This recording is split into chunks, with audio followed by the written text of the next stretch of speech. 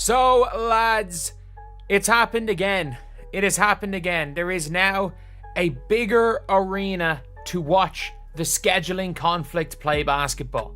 The scheduling conflict strikes again. Imagine being so popular that entire franchises have to upgrade their arenas just to accommodate your fans. Of course, we're talking about Caitlyn Clark. The new season hasn't even tipped off, yet teams are making big moves like it's the trade deadline. All because one player's star power is off the charts. The latest example of the Caitlyn Clark effect comes courtesy of the Dallas Wings, who are moving their game against the Fever to an NBA arena. And even though it's the obvious move and great exposure for the league, we know there's going to be jealousy. We're already starting to see it. Let's get into it. But first, like this video if you think Caitlyn's going to set ratings records again this year. The Dallas Wings just made a major announcement that has fans hyped and haters shaking their heads. The Wings are moving their June 27th home game against the Indiana Fever to where the Dallas Mavericks play. Yep, instead of their usual 6,000-seat college arena, they're going big at the 20,000-seat American Airlines Center. Why the change? Well, officially, it's to give fans a new and unique experience in a world-class venue. But let's be real, it's because Caitlyn Clark and the Fever are coming to town. This will be a massive showdown. Not only will Caitlyn be there, but Dallas holds the #1 pick in the upcoming draft. Gino Auriemma frantically yelling out a play. Shot clock at 4. Beckers, you bet! Beckers forces a turnover. Nika Mule, the very talented point guard. Beckers with some flash.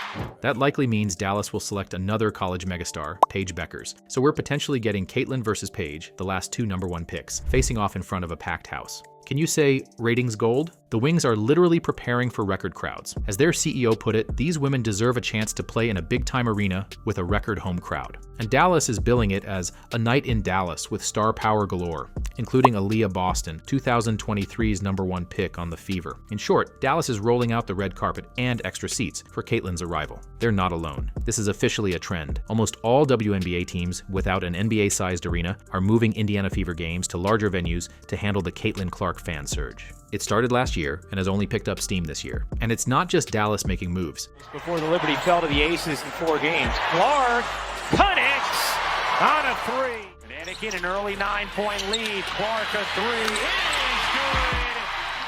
This is happening everywhere. Now, obviously, this is all because of Caitlyn Clark. Teams, players, fans, and my dog knows it. This can make the announcement awkward because it means admitting that Caitlyn Clark is infinitely more popular than any other player. Most teams have handled this tastefully, but then there's the Atlanta Dream. The Dream's majority owner wouldn't dare admit it was because of Caitlyn. He claimed it was due to a scheduling conflict at their usual arena. Right, a conflict that somehow resolved itself by moving to the NBA arena down the road. The WNBA community saw through that instantly, joking that the real conflict was trying to fit all the Caitlyn Clark fans in a tiny gym. In fact, fans gave Caitlyn a tongue-in-cheek new nickname, the scheduling conflict. Fast forward to now, Dallas's announcement has everyone saying the scheduling conflict strikes again. It's the same story. Smaller arenas just won't cut it when Caitlyn comes to town, so into the bigger barn we go. And Dallas and Atlanta are just part of this wave. Chicago made headlines by moving both of their home games against the Fever to the United Center. The United Center can seat over 20,000 fans, and the Sky's president said it's a reward for their passionate fans to see these big matchups in an expanded capacity venue.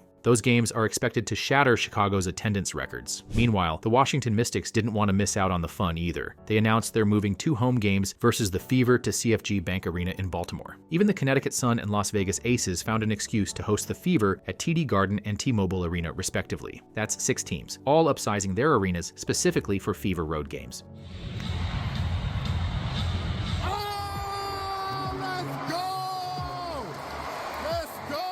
Notice a pattern? This only happens when Caitlyn Clark is coming to town. While some people are jealous and upset about it, this is amazing because it signals something huge for the WNBA. Unprecedented demand. This is brand new territory, and it's all because one player captured the nation's attention. Last year, as a rookie, Caitlyn and the Indiana Fever shattered attendance records across the league. Let's start with the Fever's home crowds. Indiana drew over 340,000 fans at home over the season. That's a new WNBA single-season record for any team, blowing past a record that stood for 22 years. Think about that. A rookie led a perennial lottery team to increase attendance a ridiculous 319% year over year. And it wasn't just Indy. Every single WNBA team saw double-digit attendance growth last season. When Caitlyn came to town, arenas in Atlanta, New York, DC, you name it, were selling out. In fact, the league recorded 154 sellouts in 2024, more than triple the previous year. Many of those were fueled by fans flocking to see the Caitlyn show. 48 triples coming into the game. Logo! Clark with a deep 3. Samuelson, nice pass there to Clark. Clark behind the back. Oh, it's Smith with the finish. Brilliance from Caitlyn Clark. Xander Lucini, some good length on the perimeter on Caitlyn. That is a tough pass, and somehow she got it in. She didn't just fill seats, she drew eyeballs to screens too. The 2024 WNBA season was the most watched ever, and guess who was front and center in the highest rated games? Yep, the top 7 most watched WNBA games ever on ESPN all happened last year, and Caitlyn's Fever were involved in many of them. 2 of the biggest were on network TV. On ABC, a Fever home game against Seattle drew 2.23 million viewers. That's regular season, not the finals. And another Fever game versus New York pulled 1.7 million. CBS had its most watched WNBA game ever when the Chicago Sky, featuring fellow rookie Angel Reese, visited Indiana in June, drawing 2.25 million viewers. These are NBA-level TV numbers for a WNBA game. It's insane. By season's end, more than 54 million unique viewers had watched the WNBA, another all-time high. And as if that wasn't enough, Caitlyn's drawing power rolled right into the offseason.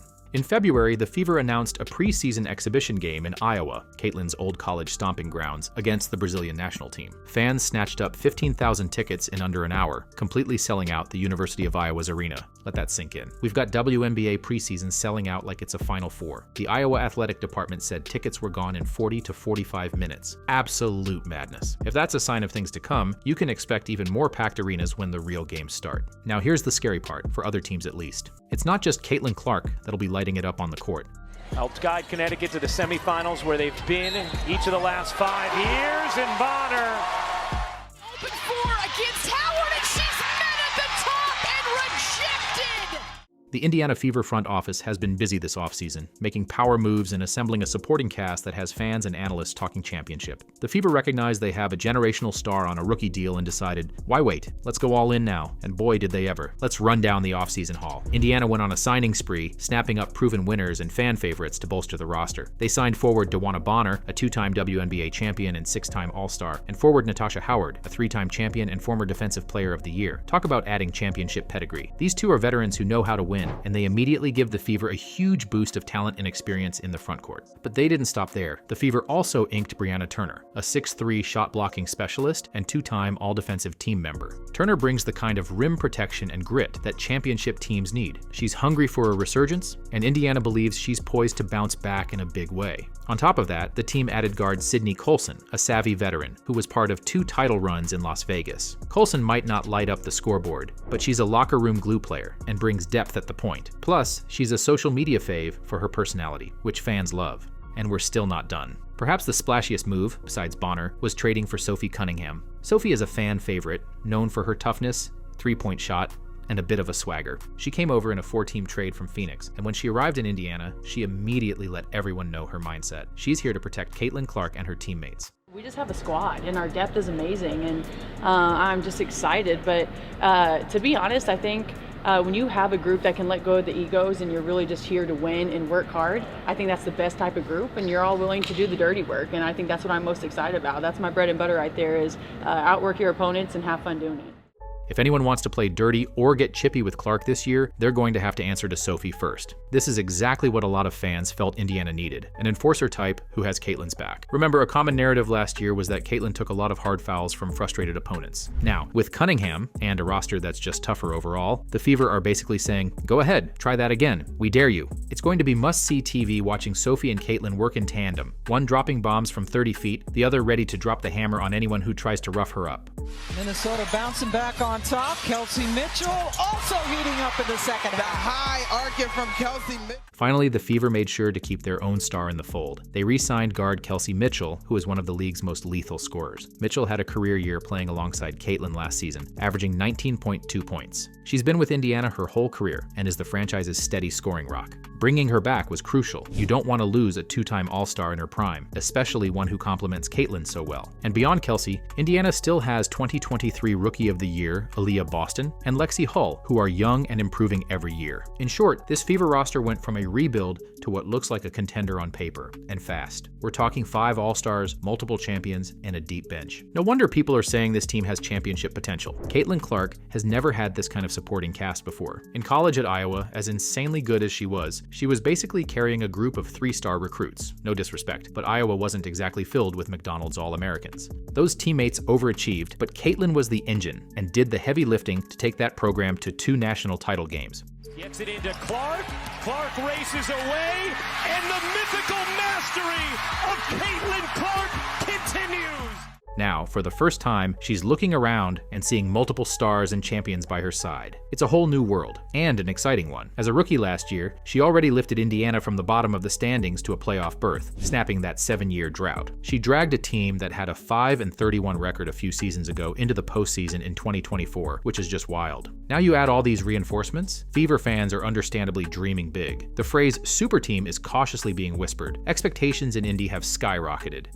And honestly, league-wide anticipation for the Fever is sky high. Even neutral WNBA fans are saying the Fever might be the team to watch in 2025 just for sheer entertainment value and star power. With all these new toys to play with, what can we expect from the Queen of Clutch in her sophomore season? It's crazy to think she might level up even more, but it sure looks that way. For the Sparks, 0 for 9, and Caitlyn Clark says, Play here in the first quarter. Caitlyn Clark calls it back. Even as a WNBA rookie, once Caitlyn got comfortable, she was a top 5 player down the stretch. After the Olympic break last season, her numbers exploded. She went from averaging around 17 points per game before to about 23 after the break. In fact, some analysts argued she was already the best player in the league in the final month of the season. Now she's had a full offseason to rest, hit the gym, she's coming into camp looking stronger and more explosive than ever, and build chemistry with her upgraded squad. It's no wonder the MVP buzz is starting. One high-profile ranking already placed Caitlyn as the 5th best player in the WNBA entering this season. But honestly, with her new supporting cast, there's no doubt she could contend for MVP in year 2. Think about it.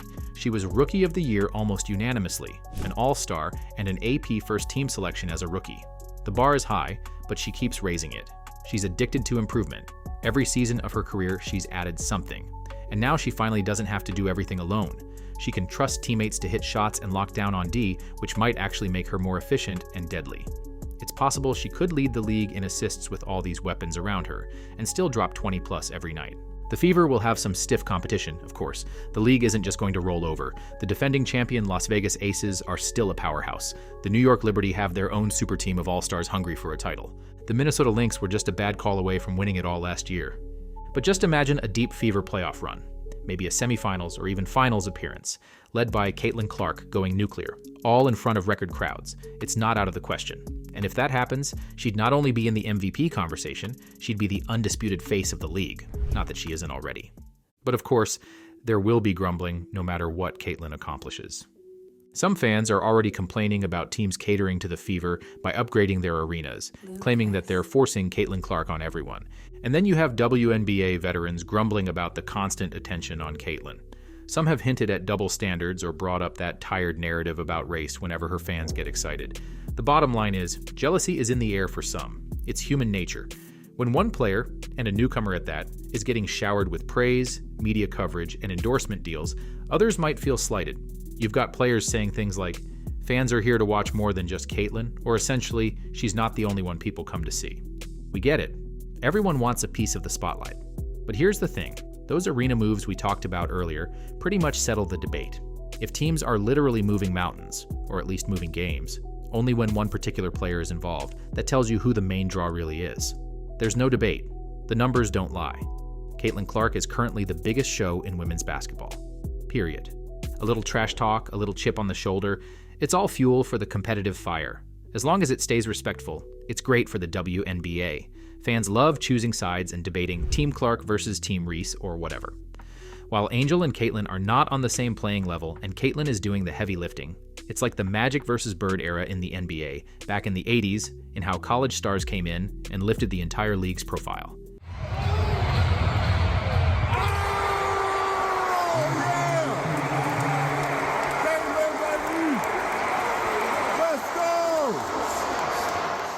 And here's where we land. While some players might gripe about the attention on Caitlyn, The reality is, everyone is benefiting from it. Those record TV ratings, that's more advertising dollars and a bigger audience for all WNBA players. Those sold-out arenas, that's more revenue and evidence that the league can grow, which ultimately means higher salaries and better facilities in the future. In fact, with the league's collective bargaining on the horizon, players will be able to point to these rising numbers to argue for a bigger piece of the pie. So instead of complaining, players should recognize that Caitlyn's popularity rubs off on everyone. She brings new eyeballs, and some of those new fans will discover other players they love too. Maybe a young girl tuned in for Caitlyn, but she becomes a fan of Kelsey Plum in the process. That's how growth works. A rising tide lifts all boats. The WNBA is finally getting mainstream attention, and a lot of that credit does go to this one humble sharpshooter from Iowa. And I do mean humble. Caitlyn Clark has been nothing but gracious amid the hype. She constantly deflects praise to her teammates, gives props to her opponents, and stays focused on team goals. For example, the NBA invited her to participate in their All-Star Weekend three-point contest, a huge platform where she'd undoubtedly steal the show, but she turned it down. Why? Because she'd rather save her three-point contest debut for the WNBA All-Star Weekend on her home court in Indianapolis. In other words, she didn't want to overshadow her own league's event or be a sideshow for the NBA. She wanted to elevate the WNBA's stage. That's a team-first, league-first mentality. She's consciously using her star power to boost her peers and her sport, not just herself. How can you not respect that? Even as her legend grows, she remains about the game, not the fame. So yes, Caitlyn will have to deal with extra hard fouls, with social media haters, with opponents' envy, that all likely intensifies this year. The target on her back got bigger. But she's built for this. She's said many times she embraces pressure and noise, and now she's got a squad that has her back. As fans, we're the winners here. We get to watch a truly special player in Caitlyn Clark, possibly a once-in-a-generation talent, and we get a league that's more competitive and entertaining than ever. The storylines write themselves. Heroics on the court, drama off it, rivalries, records, you name it. Bottom line, the Caitlyn Clark phenomenon is real, and it's spectacular. She's filling arenas and box scores with equal ease. Teams can call it a scheduling conflict all they want, but we know the truth. She's the show everyone wants to see. And the beauty is, this rising popularity is fueling an arms race that's making the entire league better. The Fever upgraded their roster to match the buzz. Other teams are bringing their A game and their biggest arenas. And players across the WNBA are raising their level, whether out of motivation, competitive pride, or a little jealousy. All of it sets the stage for an unforgettable season. If you thought last year was wild, get ready, because year 2 of the Caitlyn era is shaping up to be even bigger. We could be looking at record-breaking attendance again, insane TV ratings again, and who knows, maybe even a deep playoff run for the Fever that could break the internet. One thing's for sure, you won't want to miss a minute of it. And if you're on Caitlyn's scheduling conflict tour, try to grab a ticket if you can. Do you think Caitlyn Clark will lead the Fever to a championship this year? Let me know in the comments and drop a basketball emoji to say hi. Thanks for watching.